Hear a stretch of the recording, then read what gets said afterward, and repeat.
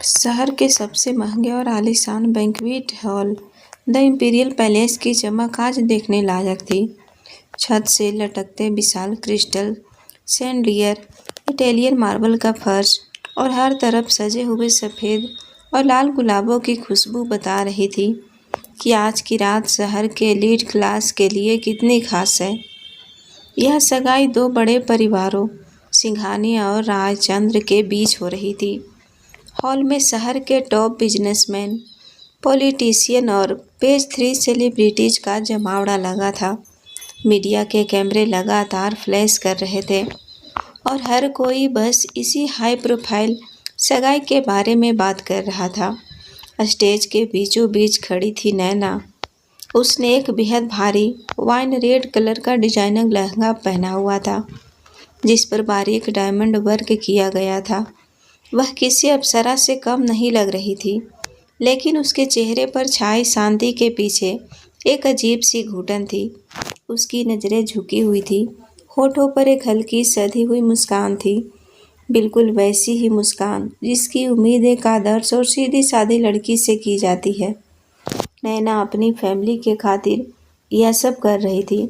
उसके पिता मिस्टर रायचंद का बिजनेस पिछले कुछ समय से घाटे में चल रहा था और सिंघानिया परिवार के साथ यह रिश्ता उनके बिजनेस को डूबने से बचा सकता था। इसीलिए नैना ने अपनी असली पर्सनैलिटी, एक मुंहफट, बेबाक, गुस्से वाली और आज़ाद ख्यालों वाली लड़की को एक भारी लहंगे और शराफत के मुखौटों के पीछे पूरी तरह से छुपा लिया था। वह पिछले 6 महीनों से आर्यन सिंघानिया की हर बकवास, उसके एटीट्यूड और उसकी छोटी सोच को सिर्फ अपने पिता की इज्जत के लिए बर्दाश्त कर रही थी। उसके सामने खड़ा था आर्यन सिंघानिया, शहर का सबसे घमंडी और बिगड़ा हुआ रईसजादा। उसने 3 पीस टक्सीडो पहना था और उसके चेहरे पर एक अजीब सी सुपीरियरिटी कॉम्प्लेक्स वाली स्माइल थी। वह नैना को ऐसे देख रहा था जैसे उसने कोई बहुत कीमती लेकिन बिना दिमाग की ट्रॉफी जीत ली हो। रिंग सेरेमनी शुरू की जाए, होस्ट ने माइक पर अनाउंस किया। हॉल में तालियों की गड़गड़ाहट गूंज उठी। सॉफ्ट बैकग्राउंड म्यूजिक बजने लगा। आर्यन की माँ मिसेज कामिनी सिंघानिया ने हीरे की एक बेहद कीमती अंगूठी आर्यन के हाथ में रखी। नैना ने भी अपने पिता की तरफ देखकर एक गहरी सांस ली, खुद को तसल्ली दी और अपना बायां हाथ आर्यन की तरफ बढ़ा दिया। लेकिन तभी आर्यन के चेहरे की मुस्कान एक अजीब से मजाक में बदल गई। उसने नैना के हाथ को बीच में ही झटक दिया। नैना हैरान रह गई। हॉल में अचानक एक अजीब सी शांति छा गई। बैकग्राउंड म्यूजिक भी रुक गया। सॉरी।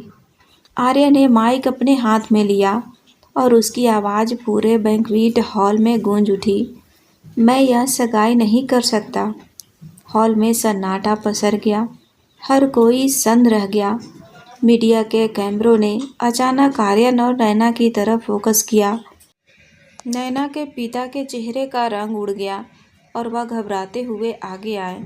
आर्यन बेटा, यह तुम क्या कह रहे हो? कोई मजाक है क्या? मिस्टर रायचंद ने कांपती हुई आवाज़ में पूछा। मजाक नहीं है मिस्टर रायचंद, यह मेरा फाइनल डिसीजन है, आर्यन ने बेहद बदतमीजी से कहा और फिर नैना की तरफ देखकर एक भद्दी सी हंसी हंसा। मुझे लगा था कि शायद मैं इसके साथ एडजस्ट कर लूँगा, लेकिन नहीं, यह लड़की मेरे स्टेटस, मेरी क्लास के लायक ही नहीं है। देखिए इसे, बोरिंग, डल और एकदम मिडिल क्लास सोच वाली। मेरी लाइफ स्टाइल, मेरी पार्टीज, मेरे सर्कल में यह बस एक डम्ब शोपीस बनकर रह जाएगी। और सच कहूँ, मैं किसी ऐसी लड़की से शादी नहीं कर सकता जो सिर्फ मेरे पैसों और मेरे नाम के लिए मुझसे चिपकना चाहती हो। नैना के परिवार वालों के चेहरों पर जैसे किसी ने कालीख पोत दी हो। उसकी माँ की आंखों में आंसू आ गए। मिस्टर रायचंद ने अपने हाथ जोड़ लिए। आर्यन, प्लीज़ ऐसा मत करो। इतने लोगों के सामने मेरी बेटी की ऐसे इंसल्ट मत करो। हमारी बदनामी हो जाएगी। अगर कोई गलती हुई है तो हम बात कर सकते हैं। अरे पीछे हटिए आप। आर्या ने मिस्टर रायचंद को हल्के से धक्का देते हुए छिड़क दिया, जिससे वह लड़खड़ा गए। अपनी औकात में रहिए। आप लोगों ने तो लॉटरी समझकर मुझ पर अपनी यह डल और बेवकूफ़ बेटी थोपने की कोशिश की थी, लेकिन आर्यन सिंघानिया इतना भी बेवकूफ़ नहीं है। आर्यन के पिता और माँ भी अपनी जगह खड़े होकर इस पूरे तमाशे को बड़े गुरूर से देख रहे थे। उन्हें अपनी रईसी पर इतना घमंड था कि उन्हें रायचंद परिवार की इंसल्ट में मज़ा आ रहा था, लेकिन स्टेज पर कुछ बदल रहा था। नैना, जो अब तक सिर झुकाए खड़ी थी, उसने धीरे से अपना सिर उठाया। जिस लड़की को आर्यन डल और बेवकूफ़ समझ रहा था, उसकी आंखों में इस वक्त ऐसी आग सुलग रही थी जो पूरे बैंक्वेट हॉल को जलाकर राख कर सकती थी। उसने अपने पिता को आर्यन के सामने हाथ जोड़ते और फिर उसे धक्का देते हुए देख लिया था। नैना के अंदर पिछले 6 महीनों से जो ज्वालामुखी उबल रहा था, उसका ढक्कन अब पूरी तरह से उड़ चुका था। शराफत, इज्जत, सोसाइटी, बिजनेस डील, सब कुछ सेकेंड में राख हो गया। उसने अपने भारी लहंगे को दोनों हाथों से थोड़ा ऊपर उठाया ताकि चलने में आसानी हो। वह धीरे धीरे आर्यन की तरफ बढ़ी। नैना, रुक जा। उसकी माँ ने पीछे से फुसफुसाते हुए उसे रोकने की कोशिश की, लेकिन नैना अब किसी की सुनने वाली नहीं थी। वह आर्यन के ठीक सामने जाकर खड़ी हो गई। आर्यन ने एक भौं उचकाते हुए उसे देखा। क्या है, अब तू भी रोना धोना शुरू करेगी? लिसन, मुझसे यह इमोशनल ड्रामा। आर्यन का वाक्य पूरा भी नहीं हुआ था कि एक जोरदार गूंजने वाली आवाज़ पूरे हॉल में टकराई। हॉल में मौजूद हर इंसान की सांस हलक में अटक गई। नैना ने रोना धोना नहीं किया था। उसने अपना दाहिना हाथ हवा में घुमाया था और एक फुल पावर का मुक्का सीधे आर्यन सिंघानिया के जबड़े पर झड़ दिया था। मुक्का इतना जोरदार और अचूक था कि आर्यन का सिर झटके से पीछे की तरफ गया। उसके मुंह से खून की कुछ बूंदें छिटकी और वह लड़खड़ाकर सीधे स्टेज के फर्श पर जा गिरा। आर्यन! मिसेज कामिनी सिंघानिया चीख उठी और बदहवास होकर स्टेज की तरफ दौड़ी। हॉल में हंगामा मच गया। सिक्योरिटी गार्ड्स आगे बढ़ने लगे, लेकिन नैना की आंखों का गुस्सा देखकर कोई भी स्टेज पर चढ़ने की हिम्मत नहीं कर पा रहा था। नैना की फैमिली शौक में थी। उन्हें यकीन ही नहीं हो रहा था कि उनकी जो बेटी चिट्ठी मारने से भी डरने का नाटक करती थी, उसने शहर के सबसे बड़े रईसजादे का जबड़ा हिला दिया था। तूने मुझे मारा? आर्या ने अपना खून से सना होठ पकड़ते हुए झटके से ऊपर देखा। उसकी आंखों में हैरानी और गुस्सा दोनों थे। नैना उसके ऊपर झुक गई। उसकी आंखों में आंखें डालते हुए वह दहाड़ी, मारा नहीं है, तेरी औकात दिखाई है तुझे, कमीने। नैना की आवाज़ अब वह सॉफ्ट और धीमी आवाज़ नहीं थी जो वह अब तक इस्तेमाल कर रही थी। उसकी आवाज़ में अब वही बेबाकी और तेज था जो उसकी असली पहचान थी। उसने माइक को स्टैंड से उखाड़ा और पूरे बैंक्वेट हॉल को सुनाते हुए बोलना शुरू किया। क्लास और स्टेटस की बात कर रहा था ना तू? सुन बे, बाप के पैसों पर उड़ने वाले छपरी इंसान, तेरी खुद की क्या औकात है? ना तेरे पास अपना कोई विजन है, ना अपनी कोई मेहनत। जो कपड़े तूने पहने हैं, जो गाड़ी तू चलाता है, सब तेरे बाप का है। और तुम मुझे बोरिंग कह रहा था? अरे मेरी शराफत को मेरी कमजोरी समझ लिया तूने। मैं सिर्फ अपने पापा की वजह से तेरी उन बेवकूफ़ाना और घटिया बातों को सुन रही थी, वरना तेरे जैसे इंसान को तो मैं अपने घर के बाहर गार्ड की नौकरी पर भी ना रखूं। आर्यन गुस्से से आग बबूला होकर खड़ा हुआ। उसकी माँ भी स्टेज पर आ चुकी थी। तुम्हारी हिम्मत कैसे हुई मेरे बेटे पर हाथ उठाने की? कामिनी सिंघानिया चिल्लाई। तुम जैसी मिडिल क्लास लड़की की यही औकात है? तुम लोगों में तमीज़ नाम की चीज़ नहीं होती। तमीज़ की बात तो आप रहने ही दीजिए मिसेस सिंघानिया। नैना ने बिना डरे उनकी आंखों में देखा। तमीज़ होती तो आपका बेटा एक बुजुर्ग आदमी को धक्का नहीं देता। और सुन लीजिए आप भी, मुझे आपकी इस फेक हाई सोसाइटी का हिस्सा बनने का कोई शौक़ नहीं है, जहां लोगों की इज्जत उनके बैंक बैलेंस से की जाती है। ऐसी सोसाइटी पर मैं थूकती भी नहीं। नैना की फैमिली अब तक स्टेज पर आ चुकी थी। उसके पिता ने नैना का हाथ पकड़ा। नैना, बस कर बेटा। क्या कर रही है तू? चल यहाँ से। नहीं पापा, आज कोई मुझे नहीं रोकेगा। नैना ने अपना हाथ छुड़ाया और आर्यन की तरफ घूरते हुए बोली, इसने जो इंसल्ट की वो तो मैं शायद बर्दाश्त कर लेती, लेकिन इसने आप पर हाथ उठाया, इसके लिए तो मैं इसका जबड़ा तोड़ भी दूं तो भी कम है। आर्यन का चेहरा गुस्से से लाल हो चुका था। उसका ईगो पूरी तरह से कुचला जा चुका था, और वो भी इतने सारे मीडिया कैमरों और एलीट लोगों के सामने। उसने एक उंगली नैना की तरफ उठाई और फुफकारते हुए बोला, तूने बहुत बड़ी गलती कर दी है नैना। तूने आर्यन सिंघानिया पर हाथ उठाया है। अब देख मैं तेरी और तेरे इस भीख मांगने वाले परिवार की क्या हालत करता हूँ। अगर तुम सबको सड़क पर लाकर बर्बाद ना कर दिया तो मेरा नाम आर्यन सिंघानिया नहीं। नैना एक कदम और आगे बढ़ी और इस बार आर्यन खुद ब खुद थोड़ा पीछे खिसक गया। नैना ने एक जोरदार और तंज भरी हंसी हंसी। तू बर्बाद करेगा? तू जो खुद अपनी कंपनी की एक फाइल बिना अपने सेक्रेटरी के नहीं पढ़ सकता, वो मुझे बर्बाद करेगा? कर ले जो करना है, खुली छूट दे रही हूँ तुझे। और हाँ, अपना नाम बदलने की तैयारी कर लेना, क्योंकि वैसे भी वो नाम तेरा कमाया हुआ नहीं है। यह कहकर नैना ने वह भारी भरकम डिजाइनर अंगूठी जो सगाई के लिए लाई गई थी अपने लहंगे की पॉकेट से निकाली, जो उसने पहले से छिपा कर रखी थी, और सीधे आर्यन के चेहरे पर दे मारी। अपनी ये भीख अपने पास ही रख। नैना झटके से पलटी, अपने पिता का हाथ पकड़ा और पूरे एटीट्यूड के साथ स्टेज से नीचे उतरने लगी। हॉल में मौजूद लोग रास्ता छोड़ते जा रहे थे। मीडिया के कैमरे नैना के हर एक एक्सप्रेशन को कैप्चर कर रहे थे। आज की रात सिंघानिया परिवार की जो बेइज्जती हुई थी, वह कल सुबह की सबसे बड़ी हेडलाइट बनने वाली थी। उसी वक्त हॉल के दूसरी तरफ, हॉल की ऊपरी मंजिल जहां वीआईपी लाउंज बना हुआ था और जहां से नीचे का पूरा स्टेज साफ दिखाई देता था, वहां अंधेरे में एक शख्स खड़ा था। उसने एक बेहद महंगा डार्क नेवी ब्लू सूट पहना हुआ था। उसके हाथ में विस्की का एक गिलास था और उसकी गहरी स्याह आंखों में एक अजीब सी चमक थी। वह था अभिराज सिंघानिया, सिंघानिया परिवार का सबसे बड़ा बेटा, पहली पत्नी का इकलौता वारिस। वह शख्स जिसे पूरे सिंघानिया फैमिली खासकर कामनी और आर्यन नफरत करते थे, लेकिन साथ ही उसकी परछाई से भी खौफ खाते थे। अभिराज बिजनेस वर्ल्ड का वो मास्टरमाइंड था जिसके नाम से ही लोगों के पसीने छूट जाते थे। वह रहस्यमयी था, खामोश रहता था, लेकिन उसके दिमाग में क्या चल रहा है यह कोई नहीं पढ़ सकता था। अभिराज को इन फालतू की पार्टियों और झूठे दिखावों से सख्त नफरत थी।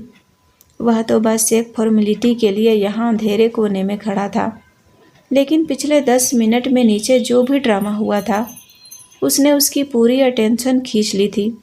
उसने देखा कि कैसे वह लड़की जो कुछ देर पहले तक एक सहमी हुई गुड़िया लग रही थी, उसने पलक झपकते ही आर्यन का सारा गुरूर मिट्टी में मिला दिया था। अभिराज जानता था कि आर्यन कितना नीच और घटिया इंसान है, और आज आर्यन को उसी की भाषा में इतने लोगों के सामने पीटते और जलील होते देखकर अभिराज के कठोर चेहरे पर एक बेहद खतरनाक और गहरी मुस्कान आ गई। उसने विस्की का एक घूंट लिया और अपनी भारी डीप आवाज़ में खुद से बड़बड़ाया, नैना, रायचंद, इंटरेस्टिंग। अभिराज की नज़रें नैना पर तब तक टिकी थी जब तक वह बैंक्वेट हॉल के मेन गेट से बाहर नहीं निकल गई। आर्यन नीचे गुस्से से चीख रहा था, चीज़ें तोड़ रहा था, लेकिन अभिराज का ध्यान उस पर नहीं था। उसका ध्यान उस तूफान पर था जो अभी अभी इस हॉल से बाहर गया था। आर्या ने नैना को बर्बाद करने की धमकी दी थी। वह अपने बाप के पैसों और पावर का इस्तेमाल करके नैना की फैमिली को कुचलने की पूरी कोशिश करेगा। यह बात अभिराज अच्छे से जानता था, लेकिन शायद आर्यन यह भूल गया था कि इस खेल में एक और खिलाड़ी भी मौजूद था जो हमेशा पर्दे के पीछे से अपनी चाल चलता था। और अब अभिराज सिंघानिया को एक ऐसा मोहरा मिल गया था जिसमें आग भी थी और आर्यन को तबाह करने का जज्बा भी। अगली सुबह रायचंद मेंशन हॉल में अजीब सा सन्नाटा और तनाव पसरा हुआ था। मिस्टर रायचंद सोफे पर सिर पकड़े बैठे थे। उनके सामने टेबल पर कई सारी फाइल्स बिखरी थी। सब खत्म हो गया नैना। मिस्टर रायचंद की आवाज़ कांप रही थी। आर्यन ने अपना काम शुरू कर दिया है। सुबह से 3 इन्वेस्टर्स बैकआउट कर चुके हैं। हमारे वेंडर्स ने सप्लाई रोक दी है। वो लड़का हमें सड़क पर लाकर ही दम लेगा। नैना ने अपनी ब्लैक कॉफ़ी का मग टेबल पर रखा। उसके चेहरे पर कल रात वाला कोई पछतावा या डर नहीं था, बल्कि एक अजीब सा कोल्ड कॉन्फिडेंस था। डैड, पैनिक करने से कुछ नहीं होगा, नैना ने अपनी लेदर जैकेट पहनते हुए कहा। आर्यन सिर्फ एक बिगड़ा हुआ बच्चा है जो अपने बाप के पैसों का तमाशा कर रहा है। उसे लगता है वो मार्केट का भगवान है, लेकिन वो भूल गया है कि हर भगवान के ऊपर भी एक पावर होती है। तू क्या कह रही है? कौन सी पावर? अभिराज सिंघानिया, नैना ने सीधा जवाब दिया। आर्यन का सौतेला बड़ा भाई, एएस कॉरपोरेशन का सीईओ। मिस्टर रायचंद झटके से खड़े हो गए। तू पागल हो गई है? अभिराज आर्यन से भी ज़्यादा खतरनाक है। उसे इंसानों से ज़्यादा अपने प्रॉफिट से प्यार है। उसे हमारे इस फैमिली ड्रामा से कोई मतलब नहीं है। वो क्यों हमारी मदद करेगा? वही तो डैड। नैना ने अपनी कार की चाबी उठाई। उसे फैमिली ड्रामा से कोई मतलब नहीं है। उसे सिर्फ बिजनेस से मतलब है, और मेरे पास उसके लिए एक ऐसा बिजनेस प्रपोजल है जिसे वो रिजेक्ट नहीं कर पाएगा। आप घर पर रहिए, मैं 1 घंटे में वापस आती हूँ। एएस कॉरपोरेशन हेड ऑफिस, 65वीं मंजिल। अभिराज सिंघानिया अपने ग्लास केबिन में खड़ा था। उसका ध्यान पूरी तरह से लैपटॉप स्क्रीन पर चल रहे स्टॉक मार्केट के ग्राफ्स पर था। बाहर क्या चल रहा है? आर्यन ने सगाई में क्या तमाशा किया? इन सब से उसे रत्ती भर भी फर्क नहीं पड़ता था। उसका उस परिवार से बस नाम का रिश्ता था। उसका असली प्यार, उसका जुनून सिर्फ उसका एम्पायर था। तभी उसके पीए विक्रम ने केबिन में एंट्री ली। सर, मिस नैना रायचंद आपसे मिलना चाहती है। मैंने मना किया, लेकिन वो कह रही है कि उनके पास प्रोजेक्ट नेक्सस को लेकर कोई डील है। अभिराज की उंगलियां कीबोर्ड पर रुक गईं। प्रोजेक्ट नेक्सस उसका सबसे बड़ा ड्रीम प्रोजेक्ट था, जिसके लिए उसे शहर के बीचों बीच एक प्राइम लोकेशन की ज़मीन चाहिए थी। वो ज़मीन रायचंद इंडस्ट्रीज के पास थी। उसे अंदर भेजो, उसके पास सिर्फ 5 मिनट है। अभिराज ने बिना पलटे कहा। कुछ ही सेकंड में नैना अंदर दाखिल हुई। उसके कोई नर्वसनेस नहीं दिखाई। वो सीधे जाकर अभिराज की डेस्क के सामने खड़ी हो गई। अभिराज ने अपनी कुर्सी घुमाई और अपनी गहरी ठंडी आंखों से नैना को ऊपर से नीचे तक देखा। Your time started now miss Raichand. Abhiraj की आवाज़ में एक अजीब सी भारीपन और प्रोफेशनल रुखापन था।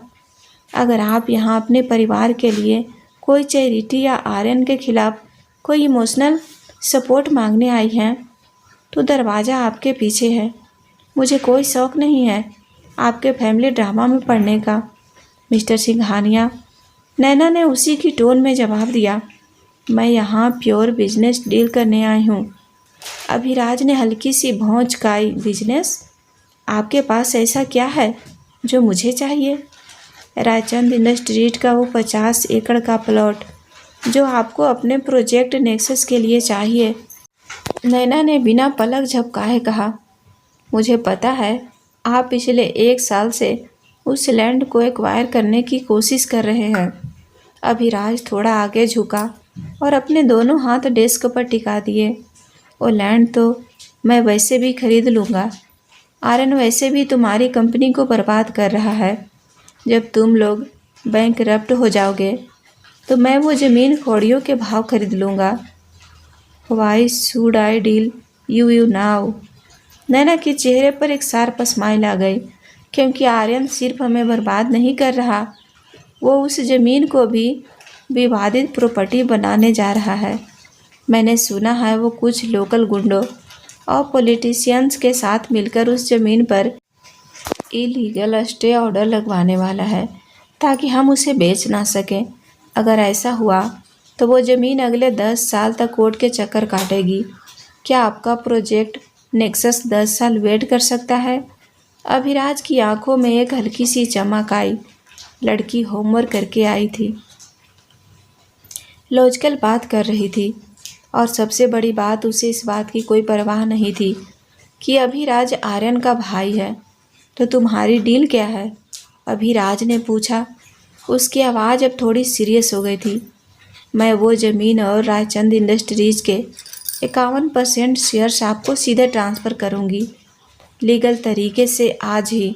इसके बदले में आप मेरी कंपनी का कर चुकाएंगे और मार्केट में ऑफिशियली अनाउंस करेंगे कि रायचंद इंडस्ट्रीज अब एएस कॉरपोरेशन के अंडर है। इससे आर्यन का सारा गेम वहीं ख़त्म हो जाएगा। वो आपके काम में टांग अड़ाने की हिम्मत नहीं करेगा। गुड प्रपोजल, अभिराज ने अपनी कुर्सी के बैकरेस्ट पर टिकते हुए कहा। लेकिन इसमें एक प्रॉब्लम है। क्या? तुम्हारी कंपनी की मार्केट वैल्यू इस वक्त कचरे के बराबर है। मैं करोड़ों का इन्वेस्टमेंट सिर्फ एक ज़मीन के टुकड़ों के लिए नहीं करूँगा। मेरे बोर्ड ऑफ डायरेक्टर्स इस एक्विजिशन को अप्रूव नहीं करेंगे जब तक कि एस कॉरपोरेशन को कोई बहुत बड़ा सॉलिड फ़ायदा न दिख रहा हो। नैना ने गहरी सांस ली।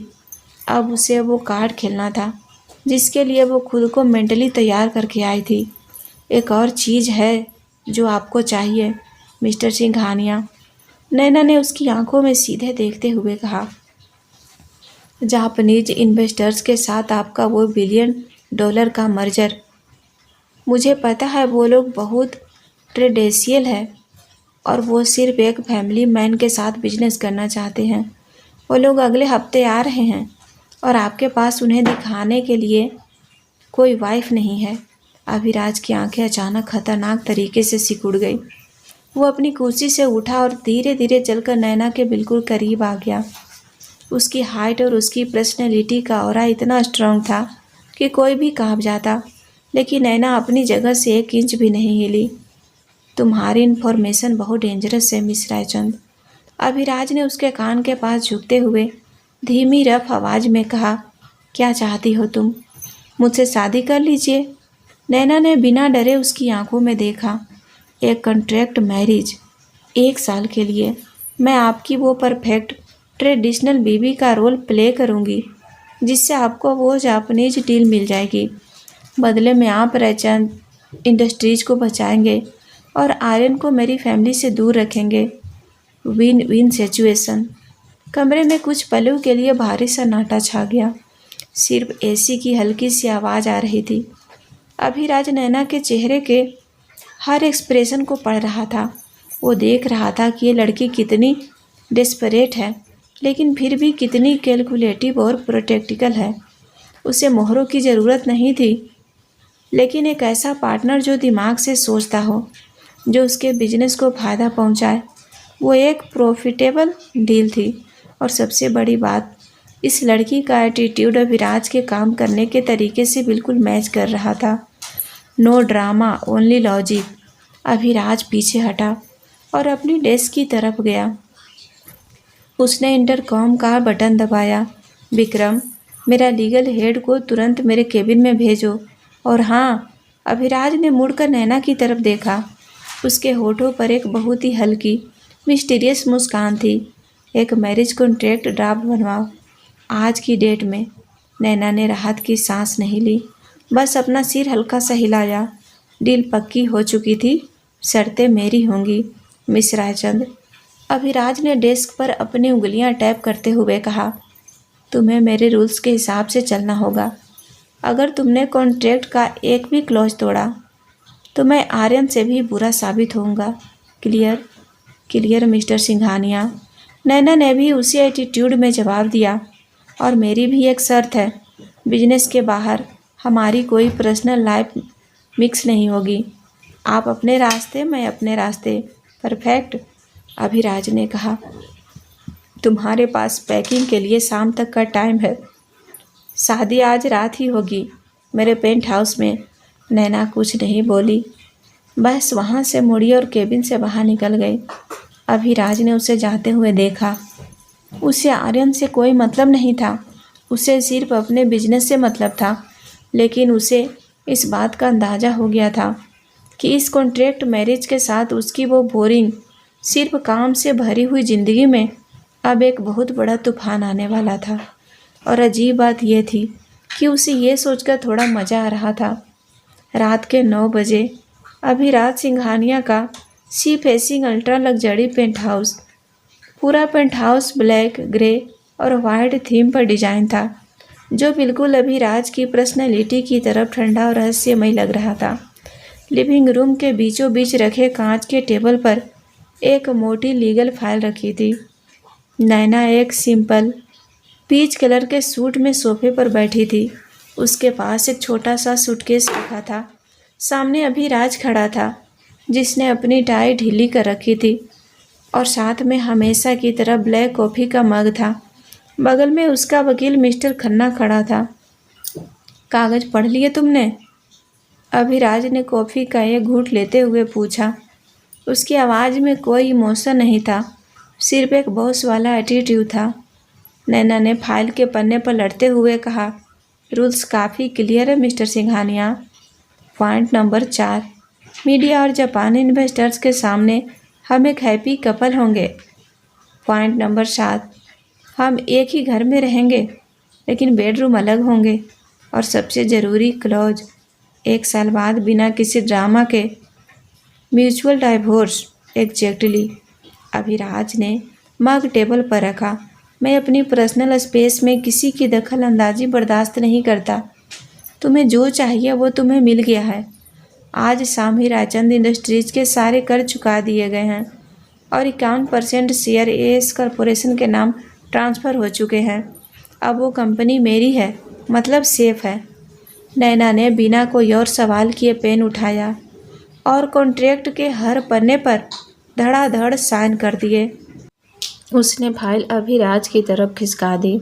मेरा काम हो गया, शादी का क्या प्रोसेस है? मुझे नींद आ रही है। अभिराज के होठों पर एक बहुत ही हल्की सी, लगभग ना दिखने वाली मुस्कान आई। इस लड़की का एटीट्यूड वाकई कमाल का था। उसने मिस्टर खन्ना को इशारा किया। खन्ना ने मैरिज रजिस्ट्रेशन के पेपर्स आगे किए। दोनों ने वहाँ भी साइन किए।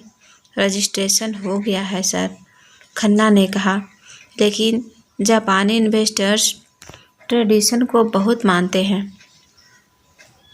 उनके लिए सिर्फ एक पेपर काफ़ी नहीं होगा, कुछ फोटोग्राफिक एविडेंस चाहिए होंगे। अभिराज ने अपनी पॉकेट से एक छोटा सा वेलवेट बॉक्स निकाला और नैना के सामने खोल दिया।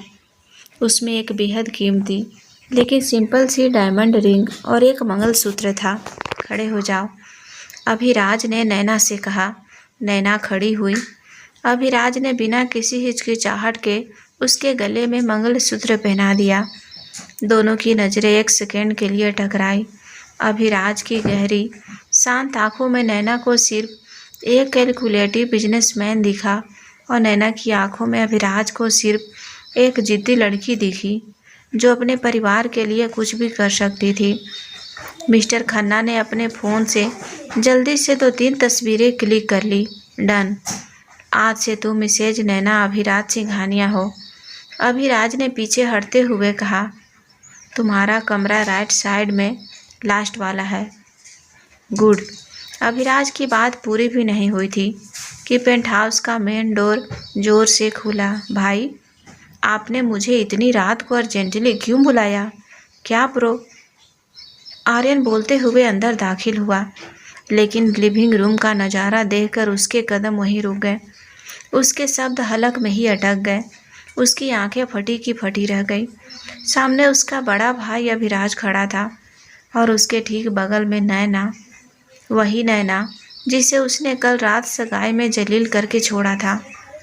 लेकिन आज वो एक सिंपल सूट में थी और उसके गले में मंगलसूत्र चमक रहा था। ये क्या मजाक है? आर्यन शौक में हकलाया। उसकी नज़रें नैना और अभिराज के बीच दौड़ने लगी। ये मिडिल क्लास लड़की यहाँ क्या कर रही है और इसके गले में ये।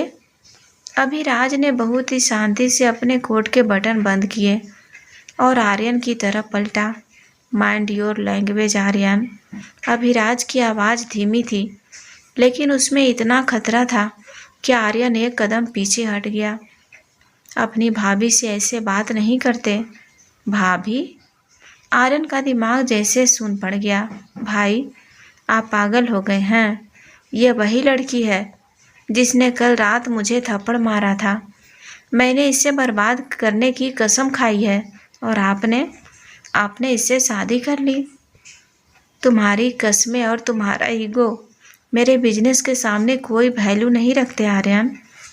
अभिराज ने अपनी जेब में हाथ डालते हुए बड़ी बेरुखी से कहा। मुझे प्रोजेक्ट नेक्सस के लिए राजचंद इंडस्ट्रीज की ज़मीन चाहिए थी, जो मुझे मिल गई है। राजचंद इंडस्ट्रीज अब ऑफिशियली एएस कॉरपोरेशन का हिस्सा है और नैना मेरी लीगल वाइफ। आर्यन का चेहरा गुस्से से लाल हो गया। उसका सारा गुरूर, सारा प्लान सेकेंड में टूट कर बिखर चुका था। आप ऐसा नहीं कर सकते, ये मेरी इंसल्ट है। मैं डैड को बताऊंगा। नैना, जो अब तक चुपचाप यह तमाशा देख रही थी, उसने एक कदम आगे बढ़ाया और आर्यन की आंखों में सीधे देखते हुए बोली, तुम्हारी इंसल्ट तो अभी शुरू हुई है आर्यन। कल रात तुमने कहा था ना कि तुम मेरी फैमिली को सड़क पर ला दोगे। अब लाकर दिखाओ। अब राजचंद इंडस्ट्रीज के ऊपर अभिराज सिंघानिया का हाथ है। आर्यन ने गुस्से से नैना की तरफ उंगली उठाई।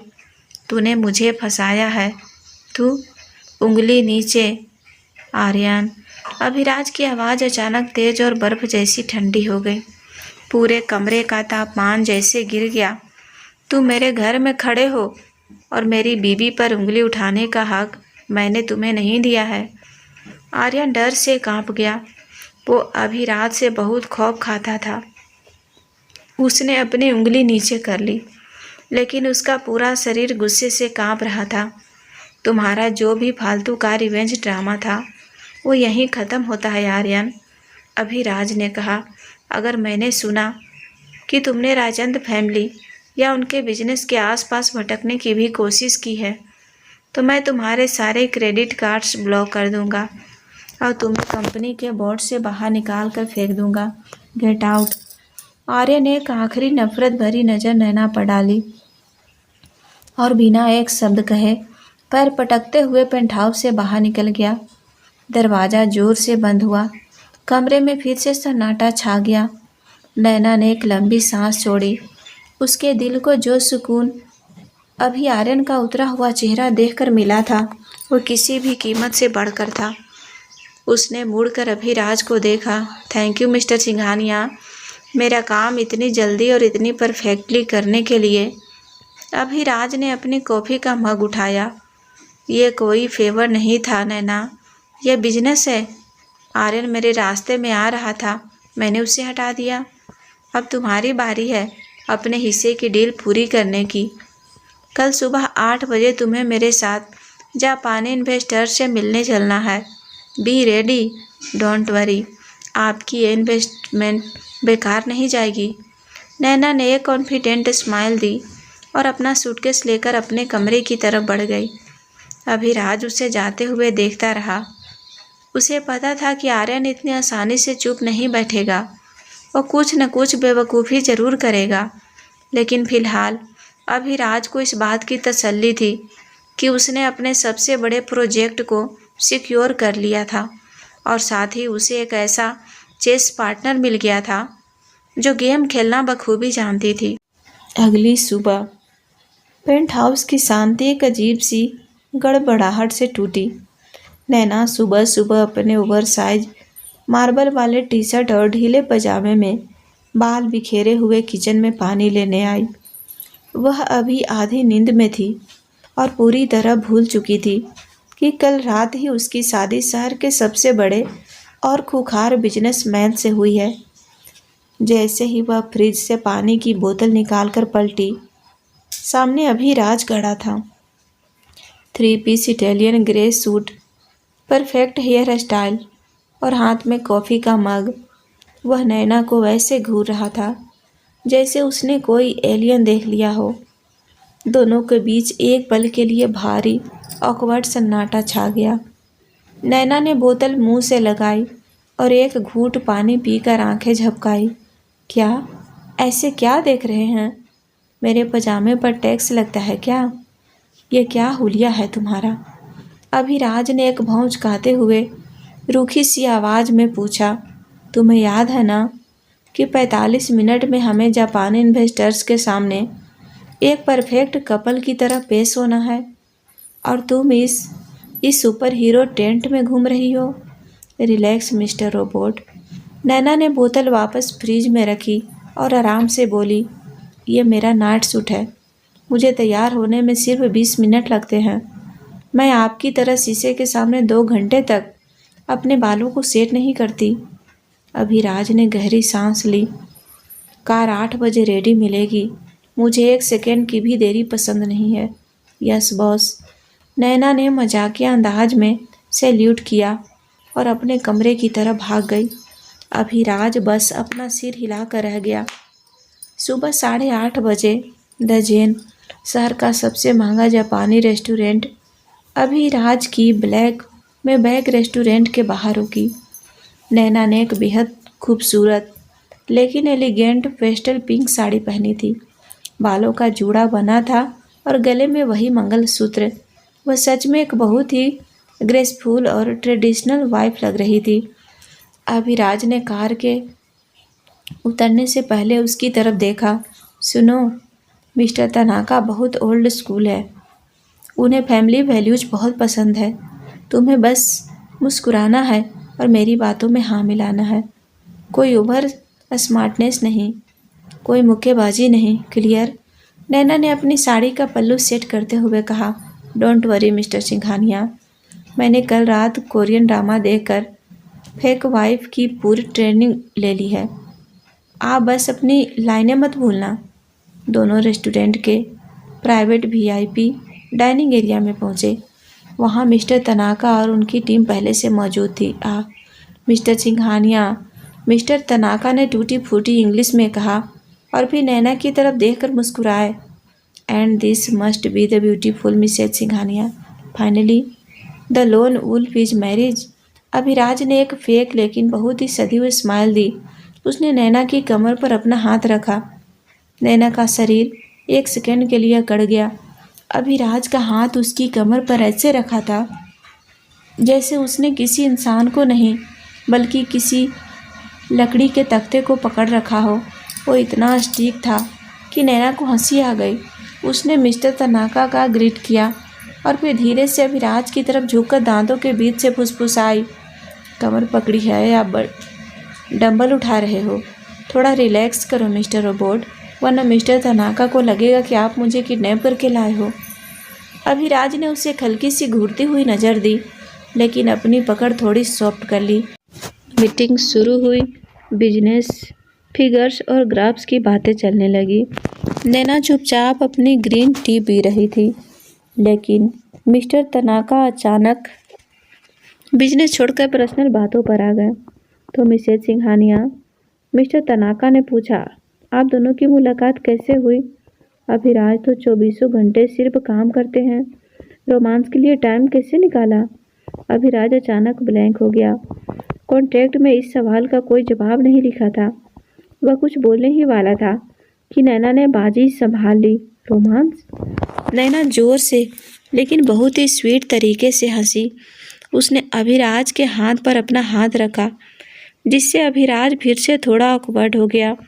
मिस्टर तनाका, ये इतने बड़े वर्क होलिक हैं कि इन्होंने मुझे शादी के लिए भी प्रपोज नहीं किया था, बल्कि एक पीपीटी प्रेजेंटेशन दिखाया था। क्या?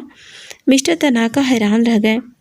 अभिराज ने नैना को ऐसे देखा जैसे कह रहा हो, ये क्या बकवास कर रही हो? जी हाँ, नैना पूरे कॉन्फिडेंस से बोली।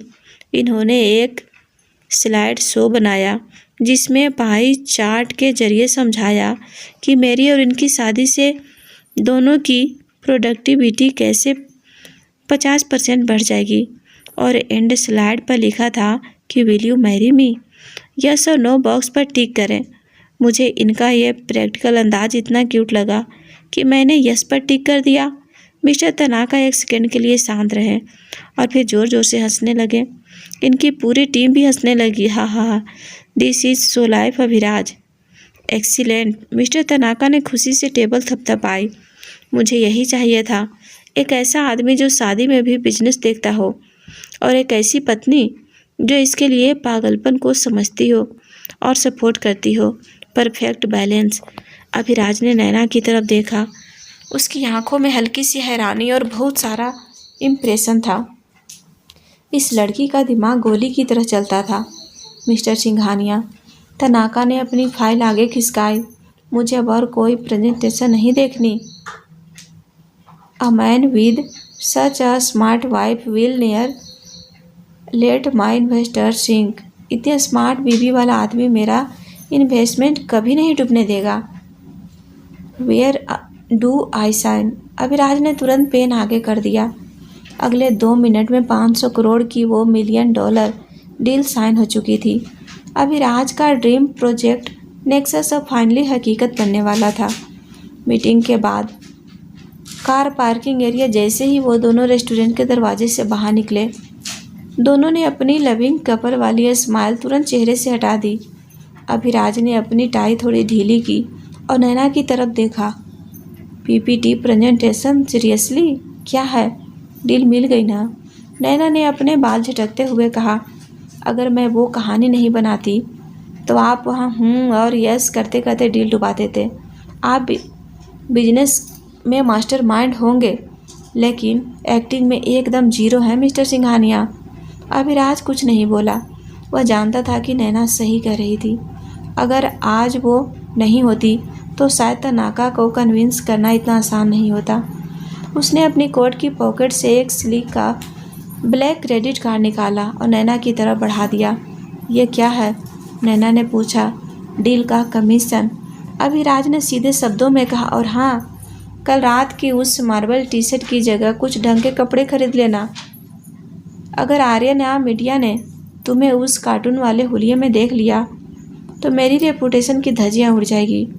नैना ने स्माइल करते हुए ब्लैक कार्ड ले लिया। थैंक यू, और फिक्र मत कीजिए, आर्यन के लिए तो मेरा वो मुक्का ही काफ़ी है। उसे मेरे कपड़ों से वैसे भी कोई फ़र्क नहीं पड़ने वाला। अभिराज के चेहरे पर पहली बार एक असली लेकिन बहुत ही हल्की सी मुस्कान आई। गाड़ी में बैठो, ऑफिस जाना है।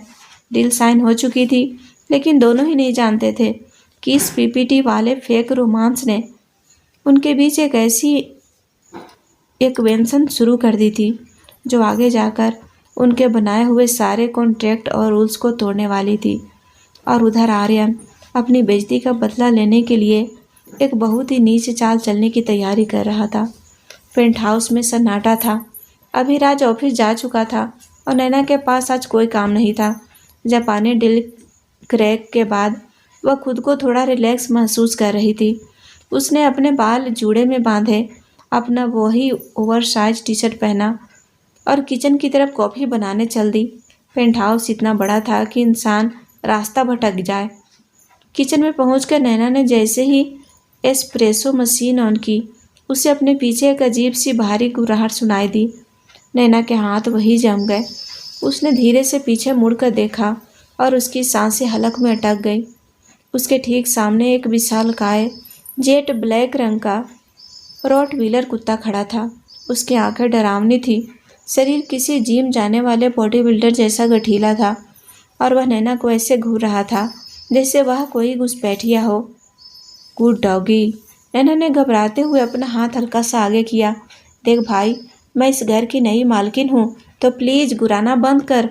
लेकिन कुत्ते को शायद मालकिन शब्द पसंद नहीं आया। उसने एक जोरदार भौंक मारी जो पूरे पेंट हाउस में गूंज गई और नैना की तरफ छलांग लगा दी।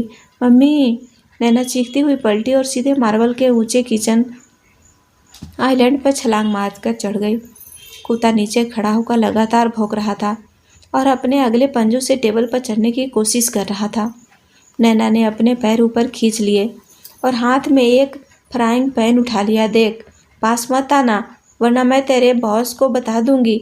नैना हवा में पैन हिलाते हुए चिल्लाए। वो मेरी ही सुनेगा। एक गहरी, भारी और शांत आवाज़ दरवाजे से आई। नैना ने झटके से ऊपर देखा। अभिराज मेन डोर पर खड़ा था। उसने अपना कोट उतारकर हाथ में पकड़ा हुआ था और उसकी शर्ट की स्लीव्स कोहनियों तक फोल्ड थी। वह एक फाइल भूल गया था, इसीलिए वापस आया था और अब वह हाथ बांधे दरवाजे से टिक कर नैना का यह तमाशा देख रहा था। उसके चेहरे पर एक अजीब सी चिढ़ाने वाली स्माइल थी। तुम हंस रहे हो? ये खुखार भेड़िया मुझे खाने दौड़ रहा है और तुम वहाँ खड़े हो, नैना गुस्से से चिल्लाई। अभिराज धीरे धीरे चलकर किचन में आया। उसने कोई जल्दबाजी नहीं दिखाई। Shadow seat. अभिराज ने बस एक नॉर्मल टोन में कमांड दी। अगले ही सेकंड वह विशालकाय कुत्ता जो नैना को कच्चा चबाने के लिए तैयार था, एक आज्ञाकारी बच्चे की तरह तुरंत जमीन पर बैठ गया और अपनी पूंछ हिलाने लगा। Good boy. अभिराज ने उसके सिर पर हाथ फेरा और फिर नैना की तरफ देखा, जो अभी भी टेबल पर मुर्गे की तरह बैठी हुई थी। यह शैडो है, मेरी इकलौती कंपनी, जिसे मैं इस घर में बर्दाश्त करता हूँ। और शैडो को अजनबियों से नफरत है, तो इसे बता दो ना कि मैं अजनबी नहीं, तुम्हारी कॉन्ट्रैक्ट वाली बीबी हूँ। नैना ने फ्राइंग पैन नीचे रखते हुए झल्ला कर कहा, मुझे कॉन्ट्रैक्ट में कहीं नहीं बताया गया था कि मुझे एक सांड जैसे कुत्ते के साथ भी एडजस्ट करना पड़ेगा। अभिराज की स्माइल थोड़ी और गहरी हो गई। वह चलकर सीधे नैना के सामने आ खड़ा हुआ। नैना टेबल पर बैठी थी, इसीलिए दोनों के चेहरे लगभग एक ही लेवल पर आ गए थे। उनके बीच मुश्किल से कुछ इंच का फासला था। अभिराज ने अपने दोनों हाथ नैना के दोनों तरफ टेबल पर टिका दिए, जिससे नैना पूरी तरह से उसके घेरे में आ गई। नैना की सांसें अचानक थोड़ी तेज हो गई। शैडो बहुत लॉयल है। अभिराज की आवाज़ अब धीमी और थोड़ी रफ हो गई थी। उसकी गहरी काली आंखें नैना की आंखों में झांक रही थी। वो सिर्फ उनकी इज्जत करता है जो डरते नहीं हैं। अगर तुम मुझसे डरोगी तो वो तुम्हें डराएगा, बिल्कुल मेरी तरह। नैना ने खुद को थोड़ा पीछे खींचने की कोशिश की, लेकिन पीछे सिर्फ दीवार थी। अभिराज की परफ्यूम की तेज मिस्टीरियस खुशबू उसके दिमाग पर हावी हो रही थी। यह पहली बार था जब वे दोनों इतने करीब थे, बिना किसी जापानी इन्वेस्टर या कैमरे के। मैं किसी से नहीं डरती, नैना ने अपनी नज़रें चुराते हुए कहा। हालांकि उसकी धड़कनें बहुत तेज थी, दिख रहा है। अभिराज ने उसकी आंखों से नज़रें हटाए बिना अपना एक हाथ बढ़ाया और नैना के गालों के पास से गुजरते हुए उसके पीछे रखे कॉफ़ी के मग को उठा लिया। वैसे अगर तुम्हारा यह टेबल टॉप शो ख़त्म हो गया हो तो तुम नीचे उतर सकती हो, मुझे वापस ऑफिस जाना है। अभिराज ने मग लिया, शैडो को एक बार फिर थपथपाया और बिना मुड़े वापस दरवाजे की तरफ चला गया। नैना वहीं टेबल पर बैठी रही। उसका दिल अभी भी जोरों से धड़क रहा था। उसने एक लंबी सांस लिया और खुद को कोसा। इडियट नैना, वो सिर्फ एक बिजनेसमैन है। अपना फोकस मत खोना। दूसरी तरफ शहर का सबसे डार्क और secret underground club the volt club के वीआईपी लाउंज में घना अंधेरा था। सिर्फ लाल रंग की नियॉन लाइट्स जल रही थी। सिगार के धुएं और महंगी शराब की गंध हवा में फैली थी। आर्यन सिंघानिया एक लेदर काउच पर बैठा था। उसके चेहरे पर नैना के मारे हुए मुक्के का निशान अभी भी हल्का नीला पड़ा हुआ था, लेकिन उसकी आंखों में जो पागलपन और नफरत थी वह उस चोट से कहीं ज़्यादा गहरी थी। उसके सामने एक आदमी बैठा था। उसका आधा चेहरा अंधेरे में था और उसके हाथ में एक धारदार चाकू था, जिससे वह टेबल पर सेब काट रहा था। यह शहर का सबसे खतरनाक मिक्सर कबीर था। एक ऐसा आदमी जो पैसे लेकर किसी की भी जिंदगी को नरक बना सकता था और जिसका रिकॉर्ड पुलिस की पहुंच से बाहर था। तुमने कहा था कि तुम उस लड़की की ज़िंदगी बर्बाद करना चाहते हो, कबीर ने सेब का एक टुकड़ा चबाते हुए अपनी ठंडी आवाज़ में कहा। लेकिन तुमने यह नहीं बताया था कि वो अब अभिराज सिंघानिया की पत्नी है। तुम जानते हो, अभिराज के मामलों में हाथ डालना मौत को दावत देना है। आर्य ने गुस्से से अपना विस्की का गिलास टेबल पर पटक दिया। मुझे अभिराज से मतलब नहीं है, मुझे वो लड़की चाहिए। उस 2 टके की मिडिल क्लास लड़की ने सगाई में मेरी जो बेइज्जती की है, मैं उसे सिर्फ मारना नहीं चाहता, मैं चाहता हूँ कि वो हर दिन मरे। मैं चाहता हूँ कि अभिराज खुद उसे अपने घर से धक्के मार कर निकाले। तो प्लान क्या है? कबीर ने चाकू टेबल पर गाड़ दिया। आर्यन के चेहरे पर एक बेहद खौफनाक और साइकोपैथिक स्माइल आ गई। अभिराज का दिमाग सिर्फ बिजनेस समझता है, राइट? उसके लिए ट्रस्ट का मतलब सिर्फ प्रॉफिट है। हम नैना को उसी के गेम में फंसाएंगे। कल रात मेरी कंपनी के कुछ लोगों ने राजचंद इंडस्ट्रीज के पुराने सर्वर्स को हैक कर लिया है। आर्यन आगे की तरफ झुका। हम प्रोजेक्ट नेक्सस के सारे सीक्रेट ब्लूप्रिंट्स और जापानी इन्वेस्टर्स की कॉन्फिडेंशियल डिटेल्स लीक करेंगे और सारा ट्रेल सीधा नैना के लैपटॉप और उसके बाप के बैंक अकाउंट तक जाएगा। कबीर ने एक भौं चकाई। Corporate espionage smart. अभिराज को लगेगा कि उस लड़की ने पैसों के लिए उसके सबसे बड़े प्रोजेक्ट की डील बेच दी। इतना ही नहीं, आर्यन की आंखों में दरिंदगी चमक उठी। यह तो सिर्फ शुरुआत है। जब अभिराज उस पर शक कर रहा होगा, तब मैं नैना के बाप को किडनैप करूंगा। मैं नैना को ब्लैकमेल करके उस पुरानी अंडर कंस्ट्रक्शन मिल में भुलाऊंगा। जब वो मुझे वहाँ गिड़गिड़ाते हुए माफ़ी मांगेगी, तब मैं उसका वो वीडियो बनाऊंगा जिसे देखकर दुनिया थूकेगी। मैं उसकी इज्जत, उसके बाप की ज़िंदगी और अभिराज के साथ उसका यह कॉन्ट्रैक्ट, सब कुछ एक साथ जला कर राख कर दूंगा। आर्या ने अपना ग्लास फिर से भर लिया।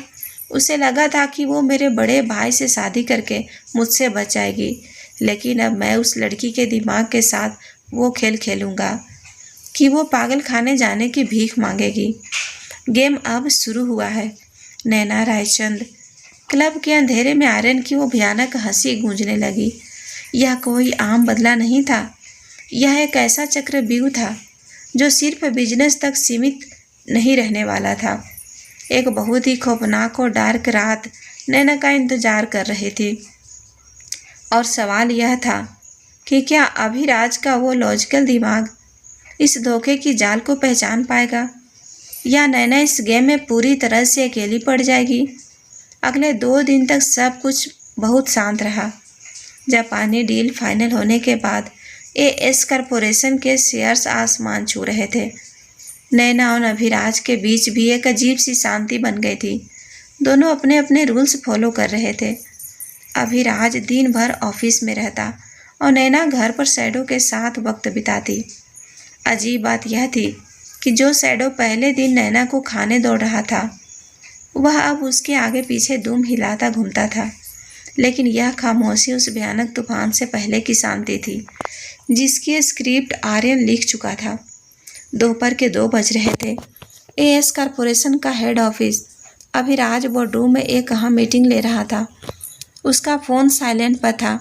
तभी बोर्डरूम का दरवाज़ा झटके से खुला। विक्रम, उसका पिए पसीने से लथपथ और बुरी तरह हाँफता हुआ अंदर आया। विक्रम को पता था कि अभिराज की मीटिंग के बीच में आना अपनी नौकरी से हाथ धोने के बराबर है, लेकिन आज बात ही कुछ ऐसी थी। सर, विक्रम की आवाज़ कांप रही थी। आपको अभी मेरे साथ आना होगा। It's in emergency.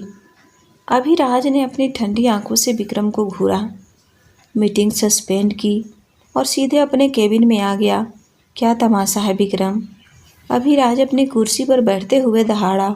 Sir, project Nexus. Vikram ने एक फाइल कांपते हाथों से अभिराज की डेस्क पर रखी। हमारे ब्लूप्रिंट्स, जापानी इन्वेस्टर्स की कॉन्फिडेंशियल डिटेल्स और हमारी फाइनल बिड का अमाउंट, सब कुछ लीक हो गया है। और सिर्फ लीक ही नहीं हुआ, हमारी सबसे बड़ी राइवल कंपनी मेहरा ग्रुप ने मीडिया में प्रेस रिलीज दे दी है कि वो जापानी इन्वेस्टर्स के साथ सेम प्रोजेक्ट पर काम कर रहे हैं। जापानी इन्वेस्टर्स के वकीलों के कॉल्स आ रहे हैं, वो डील कैंसिल करने की बात कर रहे हैं। अभिराज का हाथ वहीं रुक गया। उसकी आंखों में एक ऐसा खौफनाक अंधेरा छा गया जिसे देखकर विक्रम 2 कदम पीछे हट गया। अभिराज सिंघानिया के करियर में आज तक कभी कोई डेटा लीक नहीं हुआ था। यह कैसे हुआ? अभिराज की आवाज़ में कोई चीख नहीं थी, बल्कि एक ऐसी बर्फ़ जैसी ठंडक थी जो चीख से भी ज़्यादा डरावनी थी। मेरा साइबर सिक्योरिटी सिस्टम दुनिया का सबसे एडवांस सिस्टम है सर। हमारी आईटी टीम ने सोर्स को ट्रेस कर लिया है। विक्रम ने फाइल का अगला पन्ना पलटा। लीक बाहर से नहीं, अंदर से हुआ है। फायरवॉल को बाईपास करने के लिए घर के प्राइवेट नेटवर्क का इस्तेमाल किया गया है। कौन सा घर? आपका पेंट हाउस सर। विक्रम ने हिम्मत जुटाकर कहा। डेटा ट्रांसफ़र का आईपी एड्रेस मिसेज नैना सिंघानिया के पर्सनल लैपटॉप का है। और सर, कल रात ही मिस्टर रायचंद के बैंक अकाउंट में एक अनजान विदेशी सेल कंपनी के 50 करोड़ रुपए ट्रांसफ़र हुए हैं। सब कुछ ऐसा लग रहा है जैसे मेरी पत्नी ने पैसों के लिए मेरा सबसे बड़ा प्रोजेक्ट बेच दिया। अभिराज ने विक्रम की बात पूरी की। कमरे का तापमान जैसे अचानक शून्य से नीचे चला गया। अभिराज ने वो फाइल उठाई और उसे इतनी ज़ोर से दीवार पर मारा कि फाइल के पन्ने पूरे केबिन में उड़ गए। उसकी आंखों में वो वहशत थी जो आयरन से भी ज़्यादा खतरनाक थी। उसे धोखे से नफ़रत थी और उसे इस बात से भी ज़्यादा नफ़रत खुद से हो रही थी कि उसने एक सेकेंड के लिए भी उस लड़की पर भरोसा करने की गलती कैसे कर दी। गाड़ी निकालो। अभिराज के शब्द एक पुकार की तरह निकले। अभी। Penthouse 2:45 PM। Naina living room में बैठी टीवी पर कोई फिल्म देख रही थी और शैडो उसके पैरों के पास लेटकर मज़े से पॉपकॉर्न खा रहा था। तभी पेंट हाउस का मेन डोर इतनी ज़ोर से खुला कि ऐसा लगा जैसे किसी ने बम फोड़ दिया हो। शैडो झटके से खड़ा होकर गुर्राने लगा, लेकिन सामने अपने मालिक को देखकर वह तुरंत पीछे हट गया। अभिराज एक तूफान की तरह अंदर आया। उसकी आंखें खून की तरह लाल थी, जबड़े भींचे हुए थे और उसके चेहरे पर एक साइकोपैथ जैसा एक्सप्रेशन था।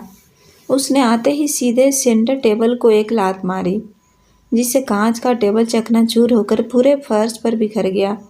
नैना चीख कर सोफे पर खड़ी हो गई। पागल हो गए हैं क्या आप? यह क्या तरीका है? नैना की बात पूरी होने से पहले ही अभिराज ने आगे बढ़कर उसके हाथ को इतनी जोर से जकड़ लिया कि नैना के मुंह से दर्द की एक हल्की सी सिसकी निकल गई। उसने नैना को खींचा और सोफे के पीछे वाली दीवार से सटा दिया। मेरा प्रोजेक्ट कहाँ है? अभिराज सीधे नैना के चेहरे के पास आकर फुफकारा। उसकी सांसों की गर्मी और उसके गुस्से का ऑरा इतना भयानक था कि नैना एक पल के लिए सुन रह गई। क्या प्रोजेक्ट? छोड़िए मेरा हाथ, मुझे दर्द हो रहा है। नैना ने छटपटाते हुए कहा। दर्द तुम्हें अब समझ में आएगा नैना रायचंद। अभिराज ने उसे दीवार से और कसकर दबा दिया। उसकी पकड़ इतनी मजबूत थी कि नैना हिल भी नहीं पा रही थी। तुम्हें क्या लगा तुम अपनी मासूम शक्ल और उस बकवास पीटीटी वाली कहानी से मुझे बेवकूफ़ बना लोगी? तुम मेरे घर में रहकर मेरे ही नेटवर्क से मेरे दुश्मनों को मेरा डेटा बेचोगी और मैं तुम्हें छोड़ दूंगा? नैना की आंखें हैरानी से फैल गई। डेटा बेचना? आप किस बारे में बात कर रहे हैं? मैंने कोई डेटा नहीं बेचा है। झूठ मत बोलो। अभिराज की भारी आवाज़ पूरे पेंट हाउस में गूंज उठी। प्रोजेक्ट नेक्सस की सारी फाइल्स तुम्हारे पर्सनल लैपटॉप से मेरा ग्रुप को भेजी गई है और तुम्हारे बाप के अकाउंट्स में रातों रात 50 करोड़ कहाँ से आ गए? बताओ मुझे। नैना का दिमाग सून पड़ गया। 50 करोड़? लैपटॉप से डेटा लीक? अचानक नैना के दिमाग में आर्यन की वो खौफनाक हंसी गूंज गई। सगाई वाली रात उसने धमकी दी थी।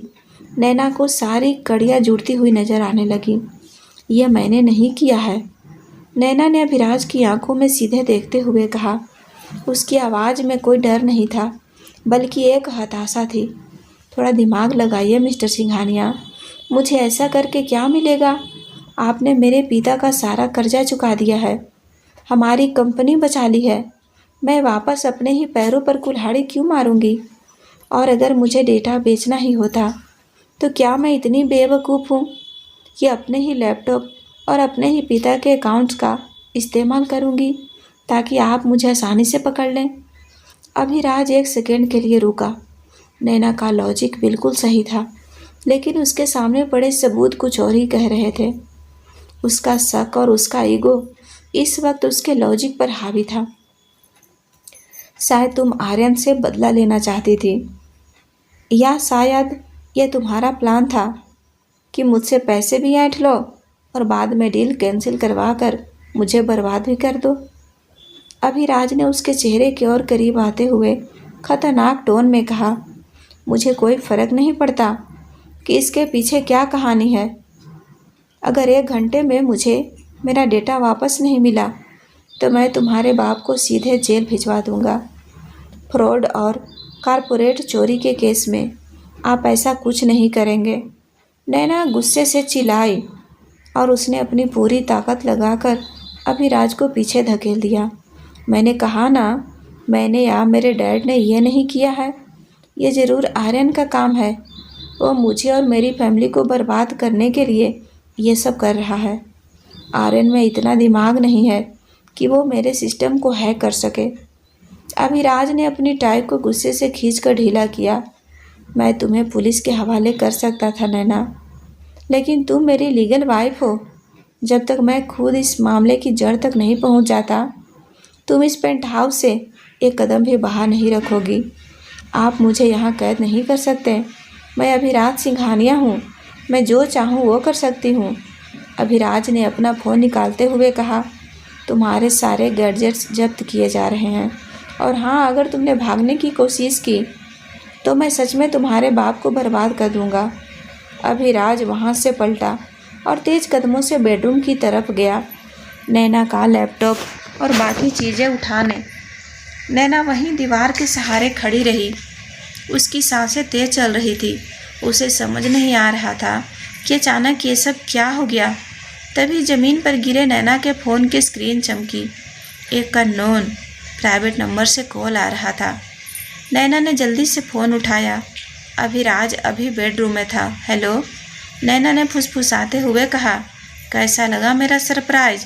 भाभी, फ़ोन के दूसरी तरफ से आर्यन की वो दरिंदगी भरी चुभने वाली हंसी गूंजी। नैना के शरीर में सिर से पैर तक एक सिहरन दौड़ गई। तुम?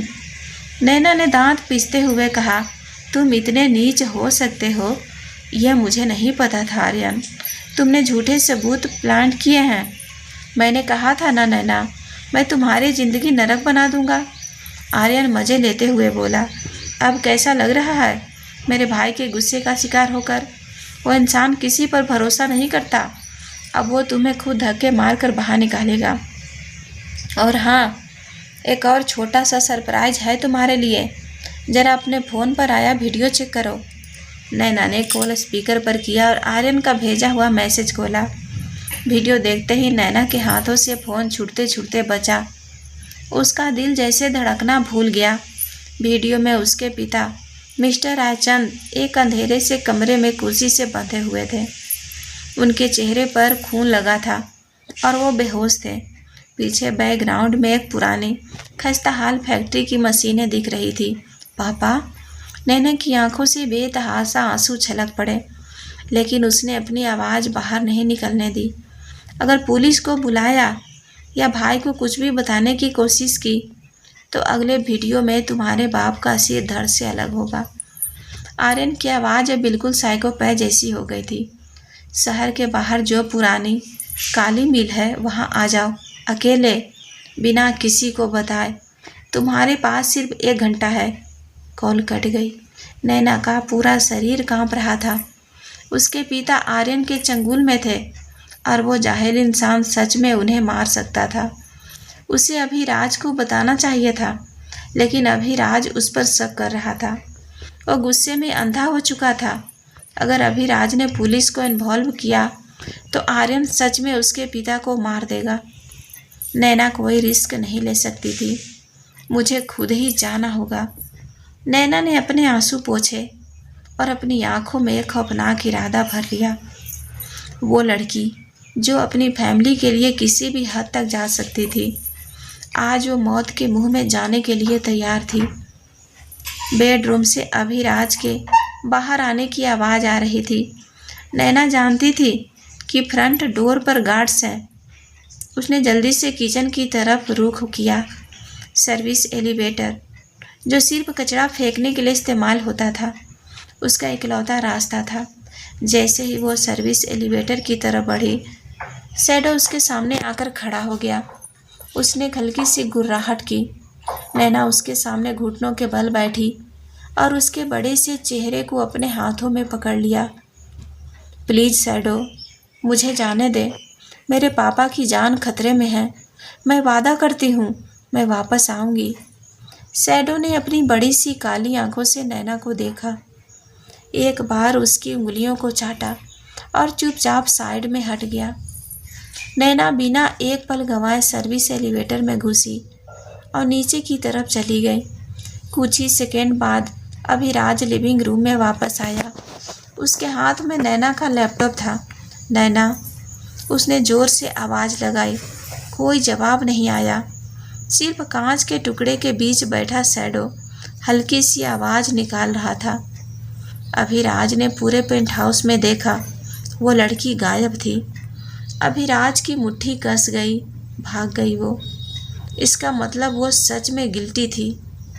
लेकिन तभी अभिराज की नज़र फर्श पर पड़े नैना के फ़ोन पर पड़ी। उसने फ़ोन उठाया। स्क्रीन अभी भी अनलॉक्ड थी और उस पर वो वीडियो प्ले हो रहा था जिसमें मिस्टर रायचंद बंधे हुए थे। वीडियो के नीचे आर्यन का वो मैसेज था, पुरानी मिल में आ जाओ अकेले। अभिराज का दिमाग, जो अब तक सिर्फ बिजनेस और धोखे के बारे में सोच रहा था, अचानक एक झटके से रुक गया। सारी कड़ियाँ एक सेकंड में जुड़ गई। आईपी एड्रेस, 50 करोड़ का ट्रांसफ़र, आर्यन की दुश्मनी और नैना का वो कॉन्फिडेंस की उसने कुछ नहीं किया। आर्यन? अभिराज के मुंह से ये नाम इस तरह निकला जैसे मौत ने खुद किसी को पुकारा हो। उसे समझ आ गया था कि नैना ने धोखा नहीं दिया है, बल्कि आर्यन ने उन दोनों के साथ एक बहुत ही भयानक खेल खेला है। और वो बेवकूफ़ लड़की अपनी जान खतरे में डालकर उस साइको के पास अकेले चली गई थी। अभिराज की आंखों का वो गुस्सा, जो कुछ देर पहले नैना के लिए था, अब एक ऐसे खौफनाक जुनून और पागलपन में बदल चुका था जो इस शहर में आज रात लाशों के ढेर बिछाने वाला था। कोई मेरी चीज़ पर हाथ नहीं डाल सकता। आर्यन तो बिल्कुल नहीं।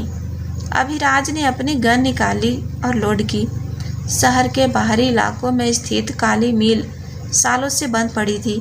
जंग खाई मशीनें, टूटी हुई छत और सीलन की बदबू उस जगह को किसी कब्रिस्तान से कम डरावना नहीं बना रही थी। बाहर हल्की हल्की बारिश शुरू हो गई थी, जिसके कारण रात का अंधेरा और भी ज़्यादा खौफनाक लग रहा था। नैना एक ऑटो से मिल के बाहर उतरी। उसका पूरा शरीर भीग चुका था, लेकिन उसे इस वक्त सिर्फ अपने पिता की फिक्र थी। उसने एक गहरी सांस ली और मिल के उस बड़े जंग खाए लोहे के दरवाजे को धकेल कर अंदर कदम रखा। अंदर घूप अंधेरा था। सिर्फ एक कोने में एक पीला सा बल्ब लटक रहा था, जिसकी रोशनी में नैना को एक कुर्सी नजर आई। पापा! नैना चीखते हुए उस तरफ दौड़ी। मिस्टर रायचंद कुर्सी से बंधे हुए थे। उनके माथे से खून बह रहा था और वो दर्द से कराह रहे थे। नैना ने उनके पास पहुंचकर जल्दी से उनके हाथों की रस्सियां खोलने की कोशिश की। नैना, बेटा तू यहाँ क्यों आई? भाग जा यहाँ से। मिस्टर रायचंद ने कांपती आवाज़ में कहा। मैं आपको छोड़कर कहीं नहीं जाऊंगी पापा। नैना ने रोते हुए रस्सियों को खींचना जारी रखा। वाह, क्या फैमिली रियूनियन है। मेरी तो आंखों में आंसू आ गए। अंधेरे से आर्यन की वो चुभने वाली आवाज़ गूंजी। नैना झटके से पलटी। आर्यन ताली बजाते हुए बाहर आ रहा था। उसके चेहरे पर एक साइको वाली मुस्कान थी। उसके ठीक पीछे कबीर खड़ा था, जिसके हाथ में एक लोहे की रॉड थी। नैना अपनी जगह पर खड़ी हो गई और उसने अपने पिता को अपने पीछे कर लिया। उसकी आंखों के आंसू अब पूरी तरह से सूख चुके थे और उनकी जगह एक खुखार गुस्से ने ले ली थी। मेरे पापा को छोड़ दे आर्यन। नैना ने दांत पीसते हुए कहा, तेरी दुश्मनी मुझसे है, इनका इस सब से कोई लेना देना नहीं है। दुश्मनी तो मेरी उस घमंड से है जो तूने सगाई वाली रात दिखाया था नैना। आर्यन ने अपना फ़ोन निकालते हुए कैमरा ऑन किया। तूने मुझे सबके सामने मुक्का मारा था ना, अब मैं तेरा वो घमंड इस मील की मिट्टी में मिलाऊंगा। चल अपने घुटनों पर बैठ, मेरे पैरों पर गिर कर माफ़ी मांग और कह कि तू एक लालची और 2 टके की औरत है जिसने पैसों के लिए अभिराज को धोखा दिया। तू सपने देख रहा है आर्यन, नैना ने थूकने वाले अंदाज में कहा। तुझे लगता है तूने अभिराज सिंघानिया को बेवकूफ़ बना लिया है। वो इंसान तुझे जिंदा ज़मीन में गाड़ देगा जब उसे सच्चाई पता चलेगी। आर्यन जोर से हंसा। अभिराज? वो अभी अपने पेंट हाउस में बैठकर तुझे पुलिस के हवाले करने की प्लानिंग कर रहा होगा। उसका ईगो इतना बड़ा है कि वो कभी सोच ही नहीं सकता कि किसी ने उसे धोखा दिया है। वो सिर्फ रिजल्ट देखता है और रिजल्ट ये है कि तू गिल्टी है। आर्य ने कबीर को इशारा किया। कबीर, इसके बाप का एक हाथ तोड़ दे, शायद तब इसे समझ में आए कि घुटनों पर कैसे बैठा जाता है। कबीर अपनी रॉड लेकर मिस्टर रायचंद की तरफ बढ़ा। नहीं, नैना चीखी और कबीर के सामने आकर खड़ी हो गई। उसने कबीर को धक्का देने की कोशिश की, लेकिन कबीर ने एक जोरदार तमाचा नैना के गाल पर जड़ दिया। नैना झिटक कर दूर गिरी। उसके होठ के कोने से खून बहने लगा। मिस्टर रायचंद जोर से चीखे, नैना। आर्यन हंसते हुए अपना फ़ोन नैना के चेहरे के पास लाया। अब गिड़गिड़ा नैना, मुझे तेरा रोता हुआ चेहरा अपने कैमरे में चाहिए। नैना ने ज़मीन से थोड़ा खून थूका और आर्यन की आंखों में देखकर एक खौफनाक स्माइल दी। तू कभी नहीं जीतेगा आर्यन। कबीर ने रॉड हवा में उठाई और नैना पर वार करने ही वाला था कि तभी मील का बड़ा लोहे का दरवाज़ा इतनी ज़ोर से टूटकर नीचे गिरा कि पूरी बिल्डिंग कांप उठी। आर्यन का फ़ोन उसके हाथ से छूटकर गिर पड़ा। कबीर भी झटके से पीछे हटा। वहाँ उस टूटे हुए दरवाजे के बीचों बीच एक साया खड़ा था। बाहर चमक रही बिजली की रोशनी ने उस शख्स के चेहरे को एक सेकंड के लिए रोशन किया। वो अभिराज सिंघानिया था। उसकी सफ़ेद शर्ट बारिश से भीग चुकी थी और उसके हाथ में एक लोडेड गन थी। उसकी आंखें ऐसी लग रही थी जैसे साक्षात मौत किसी की जान लेने के लिए धरती पर उतर आई हो। अभिराज भाई? आर्यन की आवाज़ हलक में ही घूट गई। उसका पूरा शरीर लकवाग्रस्त हो गया। अभिराज ने बिना एक शब्द कहे अपनी गन उठाई और कबीर के पैर पर सीधा फायर कर दिया। एक जोरदार धमाका हुआ और कबीर चीखते हुए ज़मीन पर गिर पड़ा। उसकी रॉड दूर जा गिरी। आर्यन खौफ के मारे पीछे खिसकने लगा। उसका चेहरा कागज़ की तरह सफ़ेद पड़ गया था। अभिराज धीरे धीरे भारी कदमों से चलते हुए अंदर आया। मील में सिर्फ उसके जूतों की आवाज़ गूंज रही थी, जो आर्यन के लिए किसी टाइम बम की टिक टिक जैसी लग रही थी। अभिराज ने एक नज़र ज़मीन पर गिरी नैना को देखा। उसके होठ से खून बह रहा था और उसके गाल पर उंगलियों के निशान थे। उस एक खरोच को देखकर अभिराज के अंदर का वो शैतान जाग गया जिसे उसने सालों से अपने बिजनेस के पीछे दबा कर रखा था। तुमने मेरी बीवी पर हाथ उठाया? अभिराज की आवाज़ बहुत शांत थी, लेकिन उसमें इतना जहर था कि सुनने वाले की रूह कांप जाए। उसने गन अपनी पैंट में खोसी और सीधे आर्यन की तरफ बढ़ा। आर्यन ने भागने की कोशिश की, लेकिन अभिराज ने झपट्टा मारकर आर्यन की गर्दन दबोच ली और उसे हवा में उठा दिया। भाई, छोड़ दीजिए मुझे। आर्यन हवा में पैर मारते हुए हाँफने लगा। मैंने तुझे कहा था आर्यन। अभिराज ने उसकी गर्दन को और ज़ोर से दबाते हुए फुसफुसाया कि मेरे बिजनेस के बीच में मत आना। लेकिन तूने क्या किया? तूने मेरे सिस्टम को हैक किया, मेरे नेटवर्क का इस्तेमाल किया और उस लड़की को फंसाने की कोशिश की जिस पर अभिराज सिंघानिया का नाम लिखा है। भाई, वो सब मैंने। चुप! अभिराज दहाड़ा और उसने आर्यन को पूरी ताकत से पास की ईंटों वाली दीवार पर दे मारा। आर्यन खांसते हुए जमीन पर गिर पड़ा। अभिराज वहीं नहीं रुका। उसने आर्यन के कॉलर से उसे दोबारा उठाया और एक जोरदार मुक्का उसी जबड़े पर जड़ा जहां नैना ने सगाई में मारा था।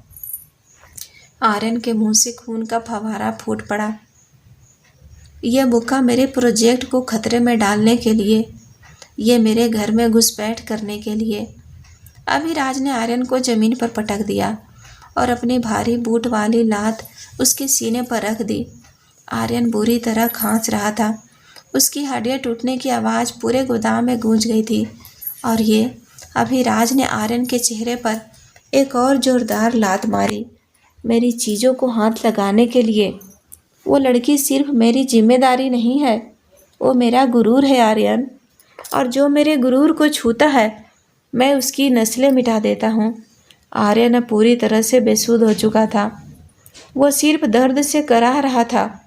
अभिराज ने गहरी सांस ली, अपनी गन वापस निकाली और कबीर की तरफ तान दी, जो अभी भी अपने पैर से खून बहता हुआ देखकर रेंगने की कोशिश कर रहा था। विक्रम बाहर पुलिस के साथ खड़ा था।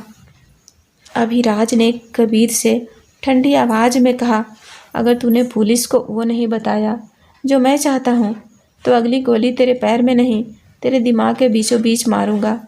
कबीर ने जल्दी जल्दी हामी भरी। अभिराज ने गन वापस रखी और मुड़कर नैना की तरफ देखा। नैना अब तक अपने पिता की रस्सियाँ खोल चुकी थी। वो काँप रही थी, लेकिन उसकी आंखों में अभी भी वही जीत थी। अभिराज ने उसके पिता को ग्रीट करके मेडिकल इमरजेंसी के लिए पहुंचा दिया था। फिर वो चलकर उसके पास आया। उसने अपना कोट उतारा और नैना के कंधों पर डाल दिया। कोट में अभिराज की वो जानी पहचानी परफ्यूम की खुशबू थी, जिसने नैना को थोड़ी सी तसल्ली दी। तुम दुनिया की सबसे बड़ी बेवकूफ़ हो नैना रायचंद, अभिराज ने उसे घूरते हुए थोड़ी रफ लेकिन गहरी आवाज़ में कहा। तुम्हें क्या लगा तुम अकेले इस साइको से लड़ लोगी? तुम मुझे बता सकती थी। खैर, उम्मीद क्या कर सकते हैं, घर चलते हैं। उसने नैना का हाथ पकड़ने की कोशिश की, लेकिन इस बार नैना का रिएक्शन वो नहीं था जिसकी उम्मीद अभिराज वहाँ मौजूद किसी भी शख्स ने की थी। नैना ने पूरी ताकत से अपना हाथ अभिराज की पकड़ से छुड़ा लिया। उसकी आंखों में कोई राहत या कृतज्ञता नहीं थी, बल्कि एक ऐसी दहकती हुई आग थी जो अभिराज के उस ठंडे गुरूर को जला कर राख कर सकती थी। उसने अपने कंधों पर रखा, अभिराज का कोट उतारा और सीधे उसके मुंह पर दे मारा। घर?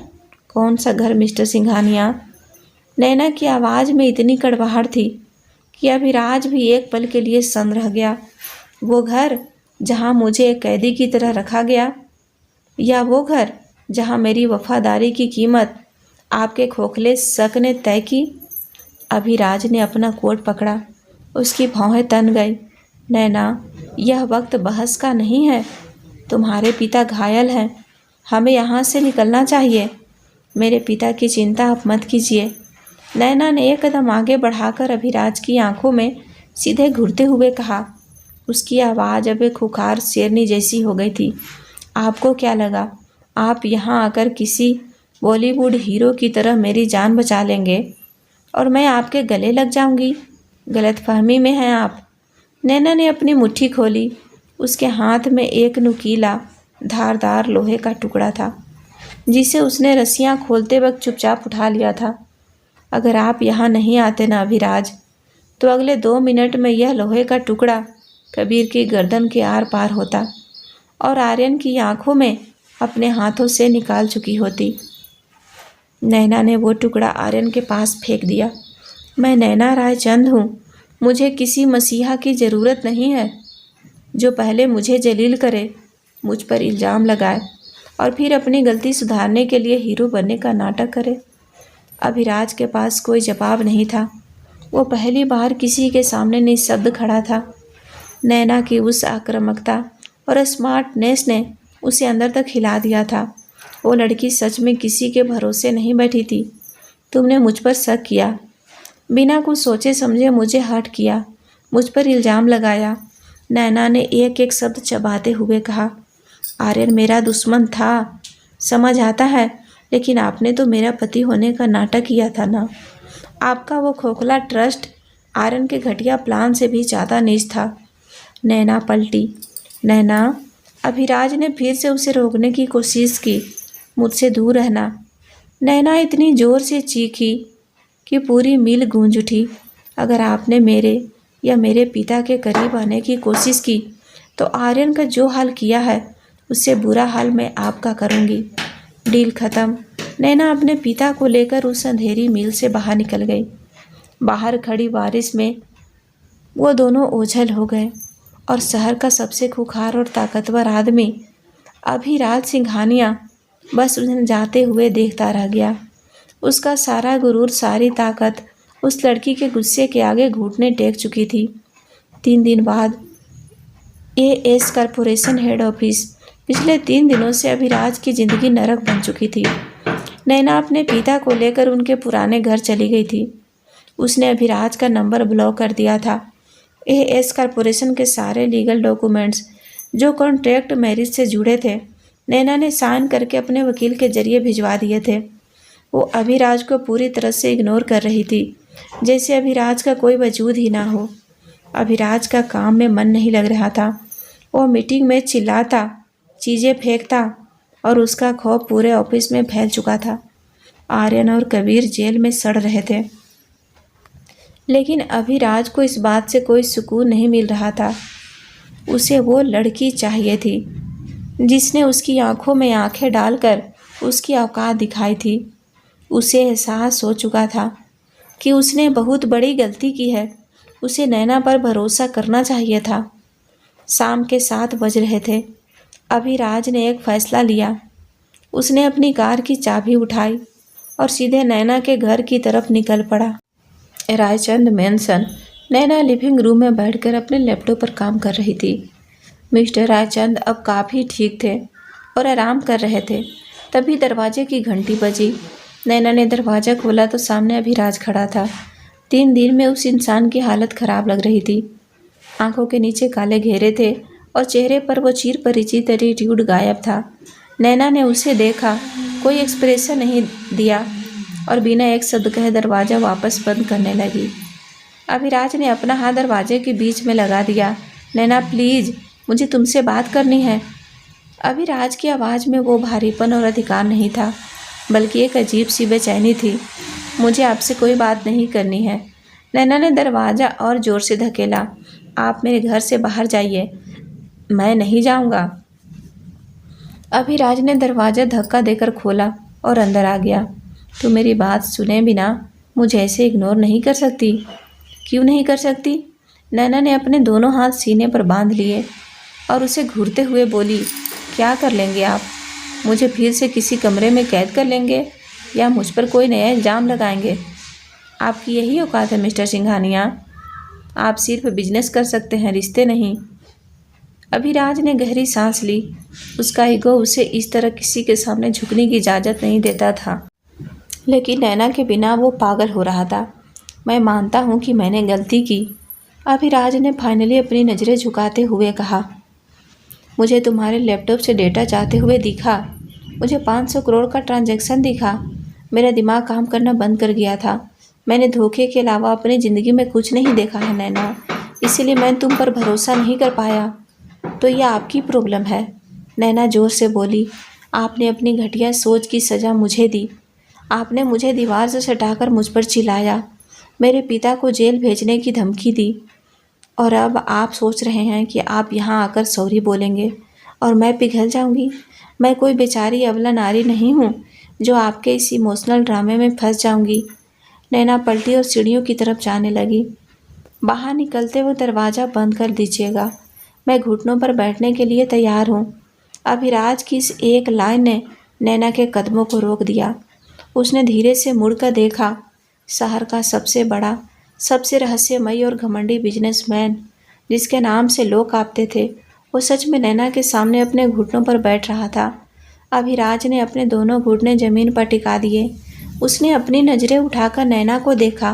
उसकी आंखों में कोई दिखावा नहीं था, सिर्फ एक गहरी सच्ची माफ़ी थी।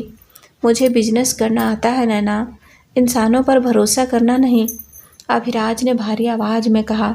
लेकिन तुम कोई कॉन्ट्रैक्ट नहीं हो। तुम वो पहली लड़की हो जिसने मुझे मेरी गलती का एहसास कराया है। मैं एक बेवकूफ़ था जो तुम्हारे जैसे स्ट्रोंग और लॉयल लड़की पर शक कर बैठा। मुझे अपनी गलती का पछतावा है। तुमने जो सज़ा देनी है दो, लेकिन मुझे अपनी ज़िंदगी से ऐसे निकाल कर मत फेंको। नैना उसे घुटनों पर बैठा देखकर अंदर से हैरान थी, लेकिन उसने अपनी आंखों में वो शक्ति बनाए रखी। वो सीढ़ियों से नीचे उतरी और धीरे धीरे चलकर अभिराज के सामने आकर खड़ी हो गई। उसने अभिराज को उठने के लिए कोई हाथ नहीं दिया, बल्कि उसे घुटनों पर ही रहने दिया। यह घुटनों पर बैठना आपकी माफ़ी की शुरुआत है मिस्टर सिंघानिया, इसका अंत नहीं। नैना ने ठंडी आवाज़ में कहा, अगर आप सच में मेरे साथ रहना चाहते हैं तो आपको मेरे रूल्स पर चलना होगा। कोई शक नहीं, कोई इल्ज़ाम नहीं और कोई दादागिरी नहीं। मैं आपकी कोई प्रॉपर्टी नहीं हूँ। अभिराज ने हामी भरते हुए सिर हिलाया। और हाँ, नैना ने थोड़ा सा झुककर उसकी आंखों में देखा। उसके होठों पर एक बहुत ही सूक्ष्म सी खतरनाक मुस्कान थी। अगली बार अगर मुझ पर बिना सबूत के शक किया ना, तो मैं वो मील वाला लोहे का टुकड़ा सच में आपके आर पार कर दूंगी। अभिराज के चेहरे पर पहली बार एक असली सुकून भरी मुस्कान आई। उसे नैना का यह खूंखार और जिद्दी रूप ही सबसे बड़ा पसंद था। मुझे कोई एतराज़ नहीं होगा, अभिराज ने कहा। तुम्हें पूरा हक है। नैना ने गहरी सांस ली और फिर अपना हाथ आगे बढ़ाया।